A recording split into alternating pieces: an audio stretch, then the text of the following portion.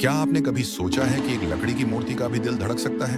हाँ, भगवान जगन्नाथ जी की मूर्ति में एक ऐसा रहस्य छिपा है जिसे आज तक बहुत कम लोग जान पाए हैं। कहते हैं वह कोई साधारण मूर्ति नहीं, बल्कि भगवान श्री कृष्ण के प्रेम और त्याग का साक्षात स्वरूप है। उस मूर्ति के भीतर भगवान का एक ऐसा हृदय छिपा है जो आज भी हर भक्त के प्रेम को महसूस करता है। वह हृदय हर नवकलेवर में नए शरीर में जाता है, पर उसकी आत्मा वही रहती है, अमर, चैतन्य और भक्तों के लिए समर्पित। बहुत समय पहले राजा इंद्रद्युम्न को एक दिव्य स्वप्न आया। उन्होंने देखा कि भगवान स्वयं समुद्र के किनारे एक विशेष रूप में आने वाले हैं। जब उन्होंने पुरी के तट पर विशाल और दिव्य लकड़ी का लट्ठा पाया तो उन्हें विश्वास हो गया कि यह भगवान का ही रूप है। वह लकड़ी किसी से भी नहीं कट रही थी, किसी से उठ नहीं रही थी, जैसे वह किसी साधारण चीज की तरह व्यवहार ही नहीं कर रही थी। तभी एक वृद्ध बढ़ई आया और कहा कि वह इस लकड़ी को भगवान की मूर्ति बना सकता है, लेकिन एक शर्त पर। उसे एकांत में काम करना होगा और कोई भी 21 दिन तक उसे देखेगा नहीं।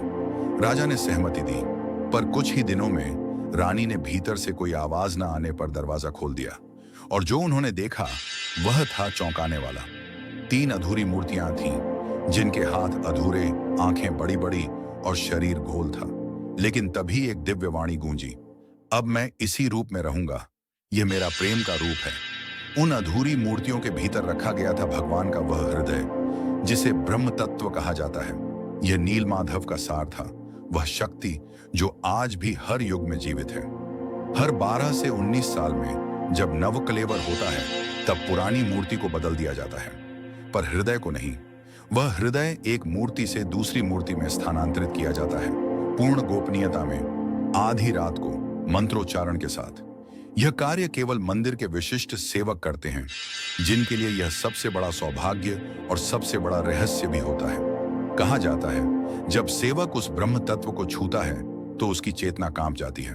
कुछ सेवक उस रहस्य को सहन नहीं कर पाते और वहीं बेहोश हो जाते हैं, या फिर जीवन भर मौन व्रत ले लेते हैं। यह वही हृदय है जो राधा के प्रेम को संजोए हुए है, जो सुदामा की मित्रता को याद करता है और जो द्रौपदी की पुकार पर रो पड़ा था। यह हृदय कृष्ण का हृदय है, पर अब वह जगन्नाथ बन चुका है, साक्षात सर्वसमर्पण का प्रतीक। भगवान की आंखें जो गोल हैं और बिना पलक झपकाए देखती हैं, वह संकेत हैं उस प्रेम की जो कभी समाप्त नहीं होता। उनकी अधूरी बाहें इस बात का प्रतीक हैं कि वे अपने भक्त को गले लगाने के लिए हमेशा तैयार हैं, चाहे वह कैसा भी हो। उनका गोल शरीर, जिसमें कोई स्पष्ट मानव अंग नहीं दिखते, यह बताता है कि वह सबके हैं, किसी जाति, वर्ण, वर्ग या स्वरूप के नहीं। रथ यात्रा के समय भगवान को मंदिर से बाहर लाया जाता है, और यही समय होता है जब भगवान का हृदय भी उत्सव में डूब जाता है। वह हजारों लाखों भक्तों को देखकर उनके प्रेम से भर जाता है। उस समय ऐसा प्रतीत होता है कि पूरी पूरी नगरी भगवान के साथ धड़क रही है। रथ यात्रा सिर्फ एक उत्सव नहीं, बल्कि भगवान के हृदय का जुलूस है, जो अपने भक्तों से मिलने चला आता है। हर बार जब नवकलेवर होता है, तब पुरानी मूर्ति को विधि विधान से दफनाया जाता है, लेकिन जब ब्रह्म तत्व को निकालने का क्षण आता है तो पूरा वातावरण कांप उठता है। सेवक अंधेरे में आंखों पर पट्टी बांधकर मंत्रों के साथ उस तत्व को निकालते हैं, जिसे देखने का अधिकार किसी को नहीं, न कोई कैमरा, न कोई व्यक्ति, न कोई राजा। कहा जाता है अगर कोई उसे देख ले तो वह होश में नहीं रह पाता, क्योंकि वह साक्षात परमात्मा का हृदय है।